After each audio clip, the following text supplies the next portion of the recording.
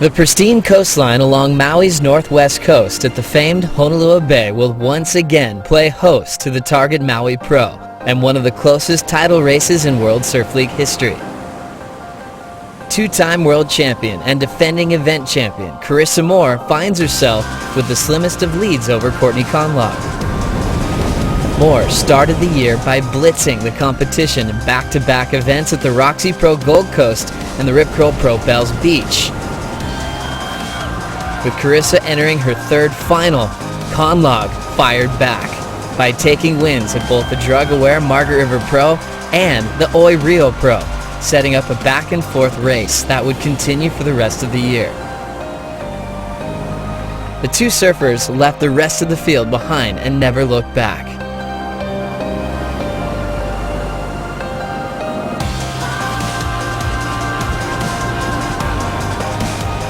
Now, Carissa Moore is primed and ready to secure her third world title, while Conlogue's desire for her very first may just be enough to overcome the two-time champ.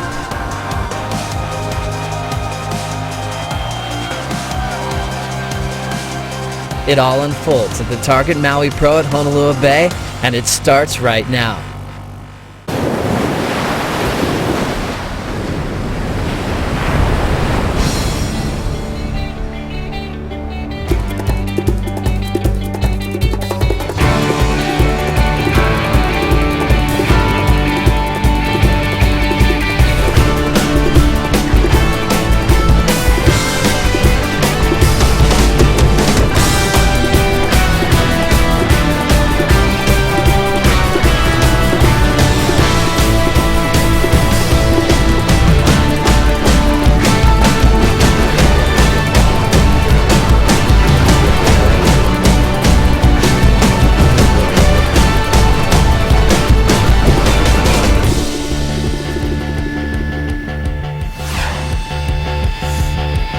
Aloha and good morning from Honolulu Bay, one of the best waves on the planet and the stage for stop number 10 on the women's CT schedule here. The Target Maui Pro, Ronnie Blakey, joined by Martin Potter and Rosie Hodge, and we have a huge show coming your way on day one of the event window. First up, we're going to get some initial thoughts on this finale event on the CT schedule for the women, the Target Maui Pro. Then we'll dive into the showdown tour. Carissa Moore and Courtney Conlogue, the two 23-year-olds, locked in an epic battle. And later on, we'll get an update on what's unfolding at the Vans Triple Crown of Surfing. But it is a good morning to 89 World Champ. Potts, how are you, mate? Good. So excited. Can't wait to get it going. Absolutely. And Rosie Hodge, a former semi-finalist in this very event. Morning, Rosie. Good morning, boys. I'm so excited, like Pot said, just to get this event underway and to watch the world title unfold and see how it happens, as well as requalification for the ladies. Potts, you love this spot. You came here, over 30 years ago now. Yep. With Michael Ho. Just tell us a little bit about your history with this wave. Oh, it's one of the most iconic waves on the planet. You know, to me, it's world class. You know, and when we made the pilgrimage here, Michael Ho used to wake me up super early. We'd jump on the plane, come over, and surf epic waves here. So it was one of those waves you had chicken skin driving around the point here and down the dirt road, clamber down the cliff, and get some of the best waves on the planet. I mean, it is one of the best waves. It's an A-grade wave, and I think it's definitely relevant when it comes down to deciding the world champion. Absolutely, yeah. And no doubt, Courtney Conlogue and Carissa Moore, they're feeling the nerves. As Joe pointed out in the lead up to this show kicking off, we have an epic showdown set, Rosie, and some pretty interesting title scenarios that could play out here. I know, it's just been so fun to watch this whole year evolve and to watch these two ladies just rise to the top, and just to see the way that, this event is going to play out and the scenarios there. Coming into this one, you'd have to say that Courtney's going to be feeling a lot of that pressure. You look at Carissa, she looks like she's sitting in a pretty good spot, but I want to see these two ladies really duke it out. I want to see that surf-off happen. Well, you can see it there, what needs to happen in order for each of these surfers to win the title. Carissa, she's about a heat and a half in front, really, a 13th or a 9th. That means that Courtney's going to have to get a third. Carissa gets a quarterfinal finish, and Courtney gets the win. That's going to be a pretty interesting scenario. That's when Courtney can really claim the title. But a second place finish to Courtney Conlogue and Carissa Moore finishing in the quarters means that we will have a surf-off. We had that similar scenario here last year. That we did. When you look at it, I think Carissa's in a good spot. She won this event last year. She's carrying a lot of confidence coming into this event. Courtney, semi-finals last year, surfed insane. So it's going to be a battle, obviously, but you know, it's going to be one of those events where if Carissa makes it through, Courtney has to. So it's going to be that little bit of cat and mouse, that little bit of pressure. It's going to be super interesting, and of course there's a cast of plenty of other surfers that could do some damage here on these perfect rights. Let's find out if we're going to get competition underway on day one of the event window, and for that we'll check in with Strada Wasilewski and former champion here at the Target Maui Pro, Jesse Miley-Dyer. Thanks, boys. Morning, Jesse. How you feeling this morning? Yeah, I feel really good. I love Hawaii, and you know, I'm happy to be here. Absolutely beautiful here this morning. Double rainbows over the contest site. Mother Nature doing her own blessing. How are we looking for the waves? Yeah, right now it's not looking that great. It's very, very flat right now. It looks like a really good day for snorkeling, but you know, there's not really much going on for waves. Still looks pretty. Well, there you have it. I don't think we're going to get anything underway here, but it's a beautiful day. We'll get after some activities, and we'll see what we have later. Thank you, Strada, and let's just check out the Surfline forecast now. It is looking a little tricky in these first few days of the event window, Potts, but as we've seen here in the past, you don't need too much swell to actually get into this bay here to fire up some pretty fun little rides. No, it's just got to be that northwest swell. I mean, too much west in it, it gets blocked, doesn't make its way in. But you know, speaking to a few locals this morning, they said there is light at the end of the tunnel. We got, you know, maybe Tuesday there's a little bump, so it's not all doom and gloom. But you know, we're here in Maui. We've got to just sit back and wait. It's Mother Nature decides. But you know, as I said, just a little bit of northwest swell. It's going to get in here like we had last year, Rosie. It wasn't big, and it doesn't need to be. Even in that 3 to 4 foot range, 3 to 5 foot range, it's going to be epic. Rosie, what's the dream scenario for this location? You've surfed it at its best here a number of years. What's the ideal size? Well, I think, you know, when you look at that 6 to 8 foot range, that's where you're really going to find that power. That cave section really starts to open up. You get that barrel, and it really starts to wrap in at that keiki bowl, and that's where you get to utilize that section and really just smash it for all it's worth. So, you know, 6 to 8 foot, that's kind of the zone where it really gets, you know, something of consequence. You know, smaller 4 or 5 foot, that's also super fun. So, like Pot says, it's 6 a special to 8 place. foot, Rosie, that's big. It is big. Well, that's, I think, what Courtney Conlow will be hoping for, because her chances will definitely improve with some increased swell here at Honolulu Bay. We're going to have a look at Courtney's year after the break. Stay with us.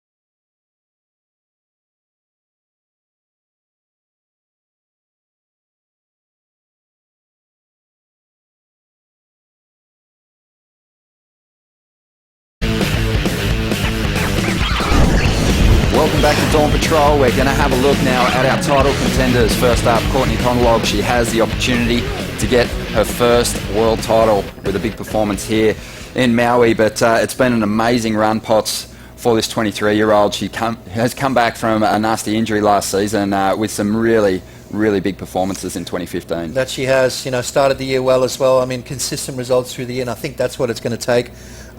You know, she's won one event in the past, but this year really sort of found that formula. I think, you know, obviously learning from the best, and sort of realised that, you know, my surfing belongs on the tour. And I think once you start believing that, Rosie, I think once you start working out the fact that, hey, you know, I've got what it takes to win, and then you finally do that, you know, you sort of end up winning a lot of events, and that's what she's done. Well, she started off with a quarterfinal finish on the Gold Coast, but then really started to build some momentum with a couple of wins at Margaret River and over there in Brazil.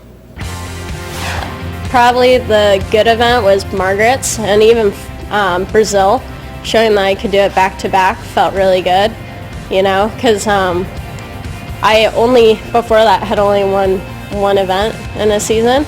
You know, I was trying to figure out how to win contests, and now I kind of got that formula down and just kind of utilizing the knowledge that I'm grasping from my wins and my losses to just keep plowing forward and moving on.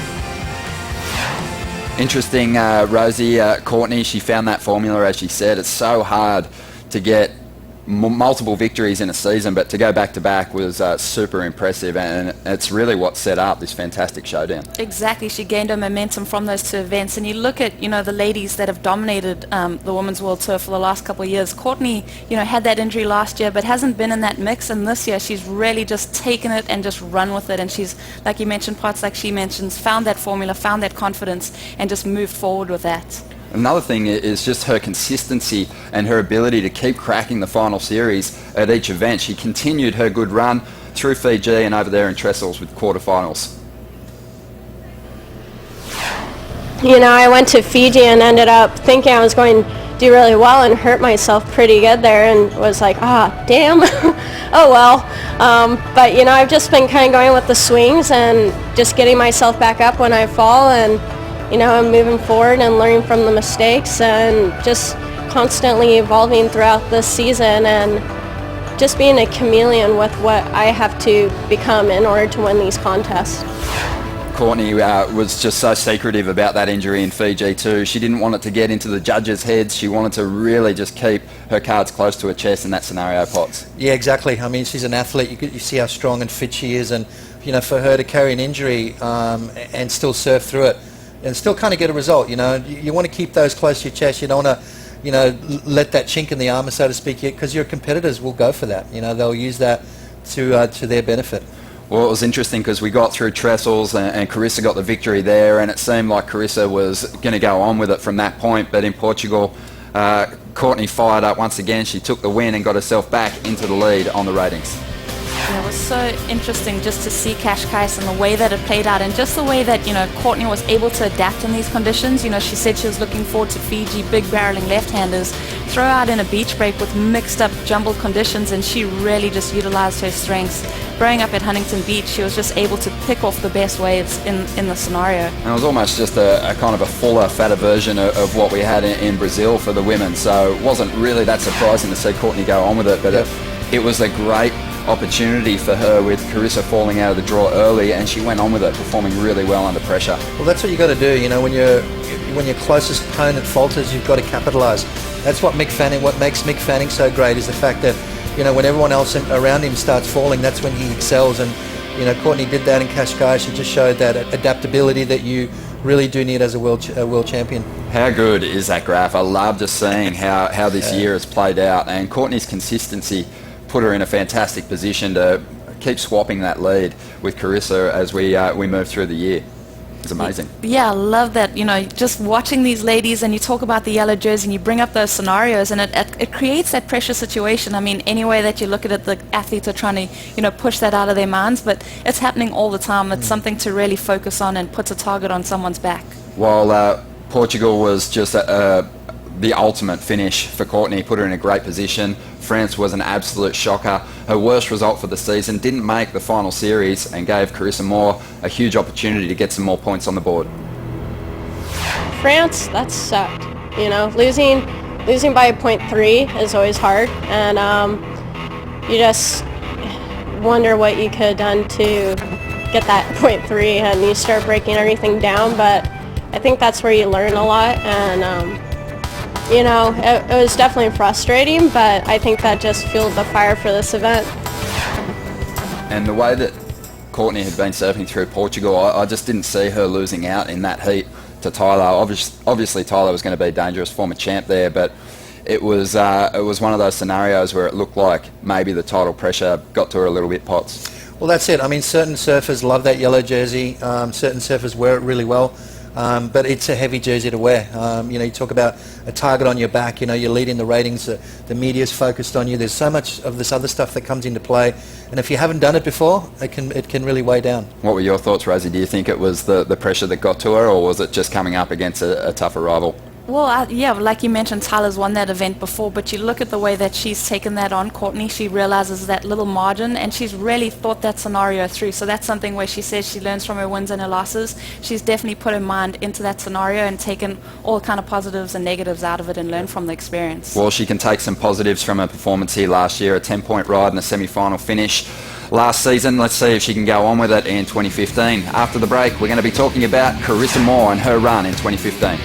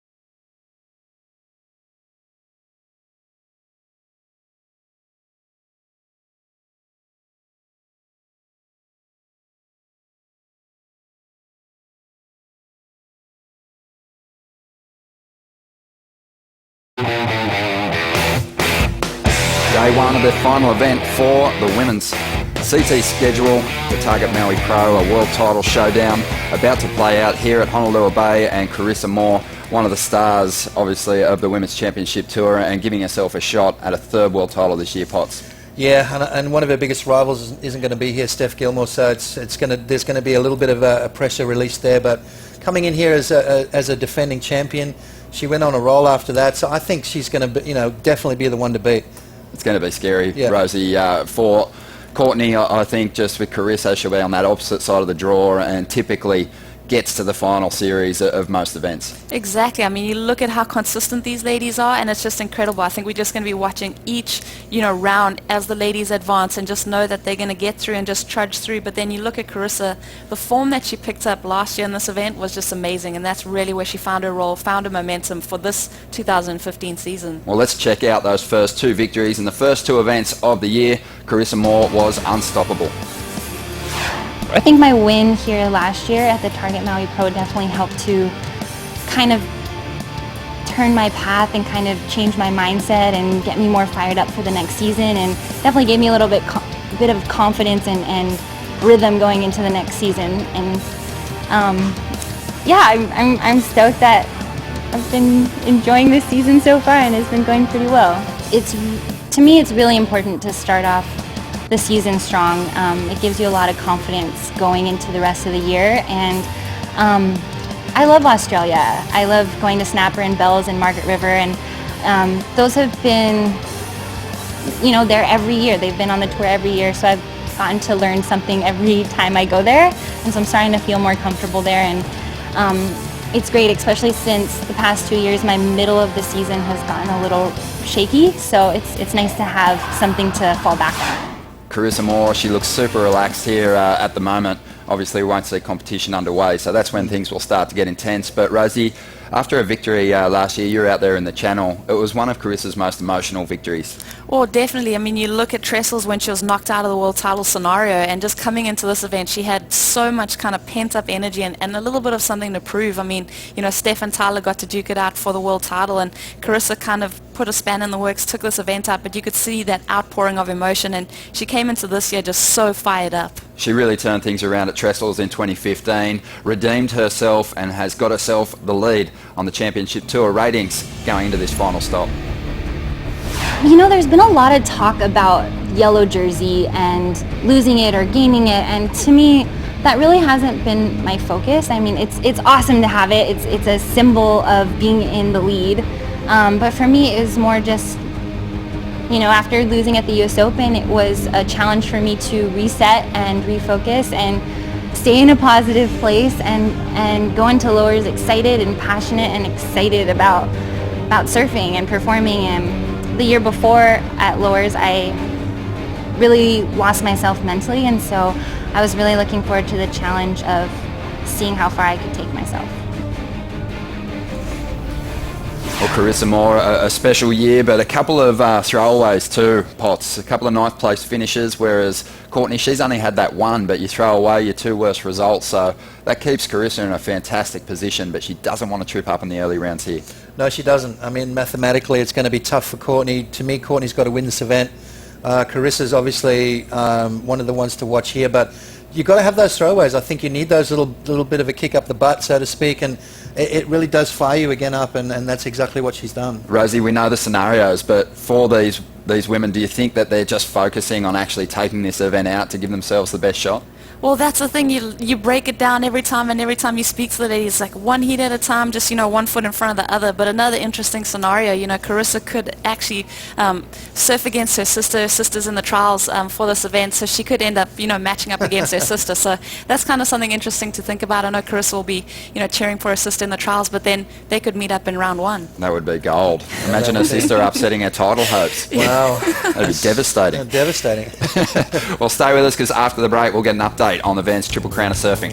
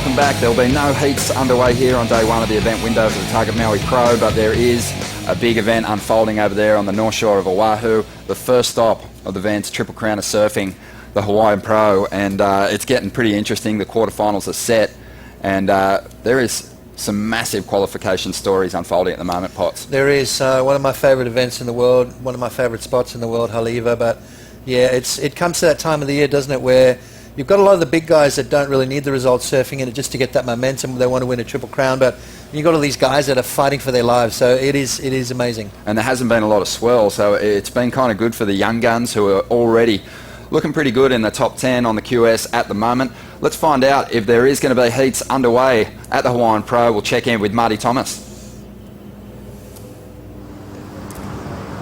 Thanks, guys. We're here at Haleiwa, fourth consecutive day. We still have waves. Yesterday afternoon we were stressing a little bit because the swell was dropping. Got a little reinforcement over the night. Surf here 2 to 4 foot out of the northwest, holding steady. We got offshore winds. Conditions looking great for our final day. The competition is on. We will start things off at around 8 a.m., crown our champion around 1 o'clock this afternoon. We got the last 2 heats of the round of 32, quarterfinals, semis, and final. It's going to be a great day here at Haleiwa. Really excited to wrap things up here at the Hawaiian Pro. And back to you guys on Maui. Cheers, Marty, and yeah, conditions looking good. Not the huge surf that they wanted, and obviously it's going to be a pretty scrappy day, but they're going to get right through to that final, and it'll become even more apparent who's going to be on the championship tour in 2016 when that event finishes. Yeah, who's going to earn their stripes. I think it's an exciting part of the year. You know, you look at world title implications. We've got 6 guys going for the men's world title. We've got 2 in the race for the women's world title. But then you've got all these young guys that we're going to see next year. It's exciting. Rosie, that's how you'll spend your day, obviously, watching this QS unfold. I love this stuff. I mean, you know, you come down to the Hawaiian leg of the season and you just know that pressure is just going to come and that force is just going to be in every single heat. I think Connor Coffin is in the first heat of the morning on Haleiwa. So, you know, he's really hoping for qualification. So there's so much to watch and so much to keep interested in. Beautiful. And another big feature during the Triple Crown, and of course this last stop here in Maui for the women, is the GoPro Challenge, and all the CT competitors can take part. Free surfing in competition. There is the opportunity to win some pretty big money. $10,000 if you can get it done free surfing. $15,000 if you collect that magic clip in a heat. So we'll talk more about that tomorrow, but make sure you stay tuned to worldsurfleague.com for all the latest action unfolding here at Maui, and be sure to watch the finals of the Hawaiian Pro at worldsurfleague.com playing out right now. Enjoy. We'll see you tomorrow at 7:30 a.m.